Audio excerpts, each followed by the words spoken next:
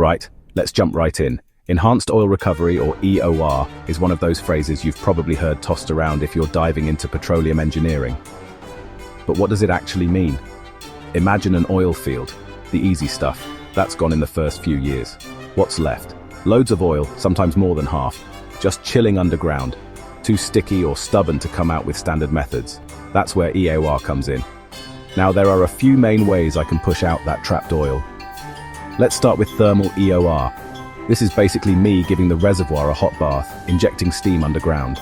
The heat thins the oil, making it less like treacle and more like, well, actual oil. Suddenly it flows a lot easier to the well. Then there's chemical EOR. Picture this. I'm blending up a scientific cocktail. Polymers, surfactants, sometimes even alkaline solutions. These chemicals change the way oil and water interact, lowering surface tension and letting the oil slip out. Almost like adding soap to a greasy pan. Super clever, right? And I can't forget CO2 injection. It's not just about storing carbon underground. It's about using that CO2 to my advantage. When I pump CO2 into a reservoir, it dissolves in the oil, swells it up, and reduces its viscosity. Basically, the oil gets lighter and moves more freely to the surface. Plus, this technique helps trap some carbon beneath the ground. Double win for the environment.